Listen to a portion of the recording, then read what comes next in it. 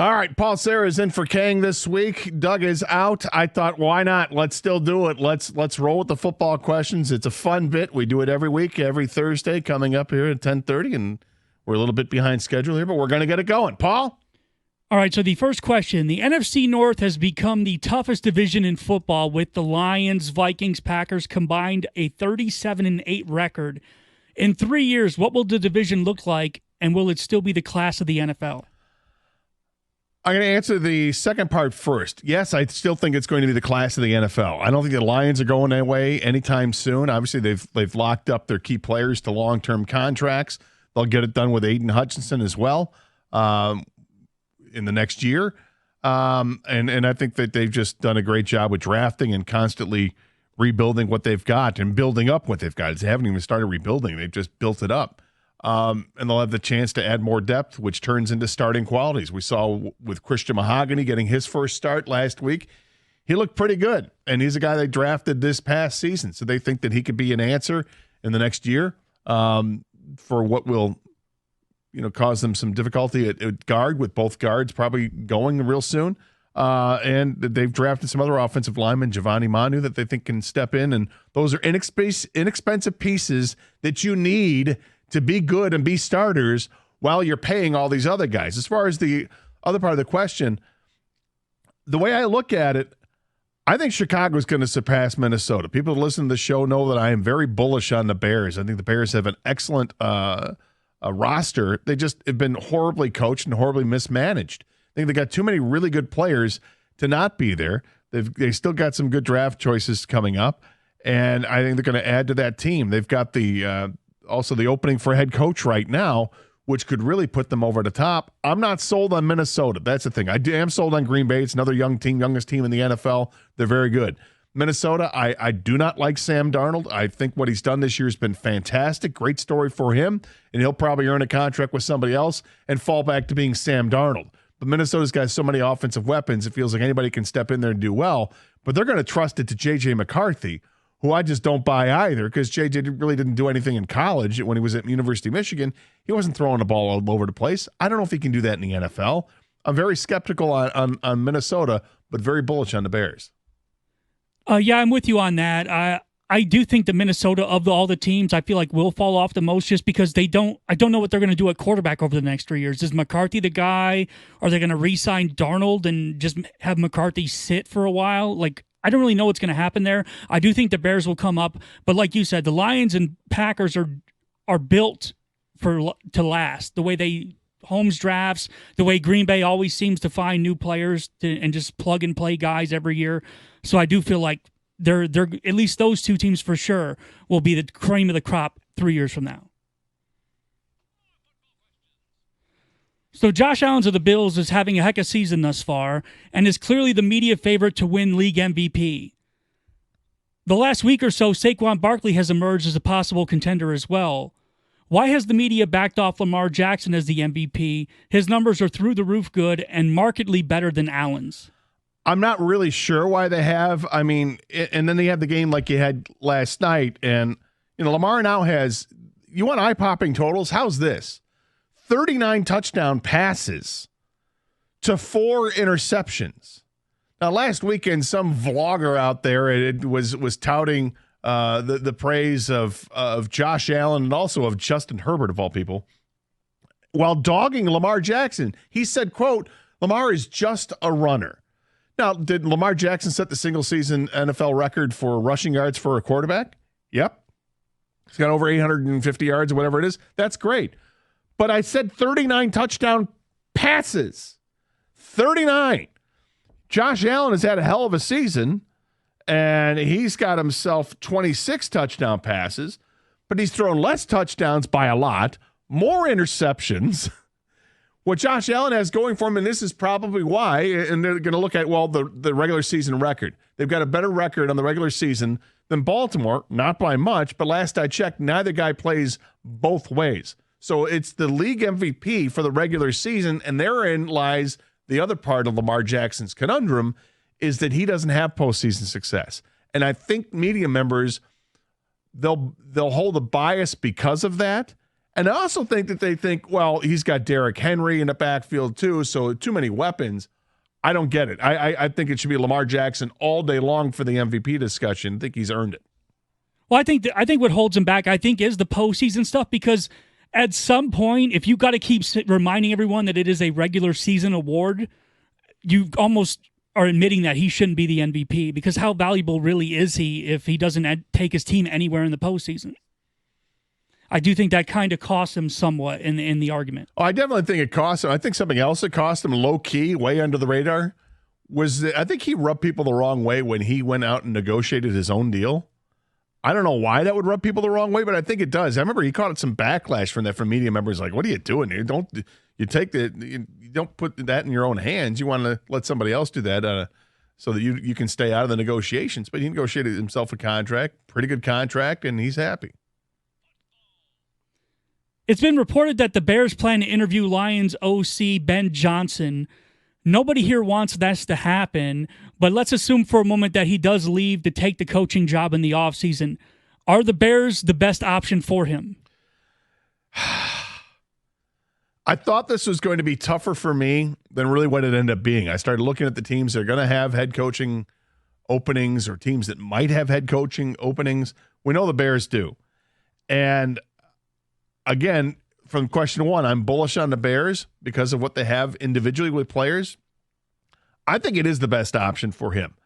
I think that the Bears will end up hiring somebody in the front office that works well with Ben Johnson in order to convince Ben Johnson to take that job. And that somebody may come from the Lions organization. Don't be surprised if that happens. Caleb Williams is a talent. People want to dog him. And I think there are reasons too, but he's a rookie, and I think people forget that. He's a rookie, by the way, who's only thrown 5 interceptions on a season. He's not had the year that C.J. Stroud had last year. That's an anomaly. However, he's had a pretty good season. He's thrown for over 3,200 yards, 19 touchdowns, the 5 picks. He's run for over 400 yards as well on this season. He's taken care of the football pretty well, and for a guy who's been sacked 60 times, he's shown he's pretty durable as well. He's going to figure out that he can take off and run and keep himself protected by only getting 5 yards rather than thinking he's got to get 15 or 20, and he'll be a better quarterback. There's too much offensive talent there, and on defense they got players too. I think it's a great place to go to for him, for Ben Johnson. Unfortunately, I agree with you. I do think the Bears, I mean, it depends. Do the Giants go to Ball and Shane and then he gets to choose his own quarterback? Maybe he would prefer that over a second year of Caleb Williams. You don't want to go to the Saints because they're capped to hell, and who knows what's going on at quarterback. Derek Carr's always hurt. Yeah, he's not. Rattler's not a quarterback. The other dude that they had playing from Houston, Jake Haener or whatever. Yeah, Haener, he's not a quarterback in the NFL. So I do agree with you. It's probably the best option, at least for this cycle, unless the Raiders open up or the Giants open up, and then he maybe gets to choose his own quarterback. So the Chiefs have looked beatable and at times fragile this season, yet they're 15-1 as of yesterday. Some have said that they've been the beneficiary of bad officiating almost every week. Do you think the league is trying to protect Mahomes and the Chiefs? What is their destiny in the postseason?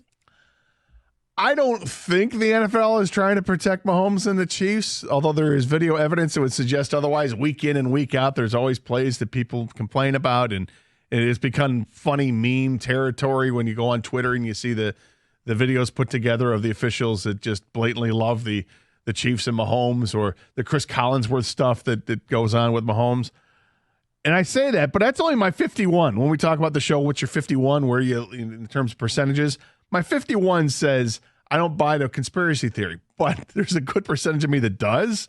As far as the Chiefs in the postseason, I don't think they make it to the AFC Championship game. They've been playing with fire all season long. Mahomes doesn't have the same weapons he's had in years past. Guys are banged up. And frankly, I just think that Baltimore and Buffalo, I think they're giant obstacles that they're going to have to face one of those teams, and they're not going to get past them. See, I'm with you. I don't think there's a conspiracy. I genuinely don't think the NFL cares who wins the Super Bowl because their ratings are so good no matter what. But they love stars. They do, but I don't think it really matters to them.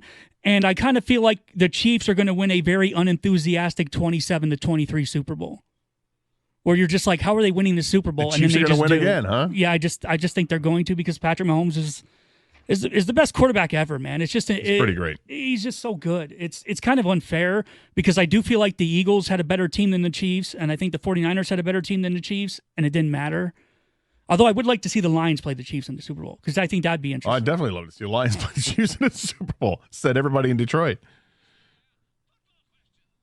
All right, so the Texans, Chiefs, Steelers, and Ravens have all just completed 3 games in 11 days. We all enjoy football on Christmas Day and evening, but is this schedule fair for teams in December?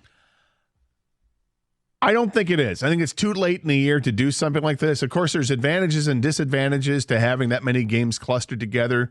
The advantage is that you get more time to rest. And now I bet you all 4 of those teams are like saying, thank God we've got time to rest.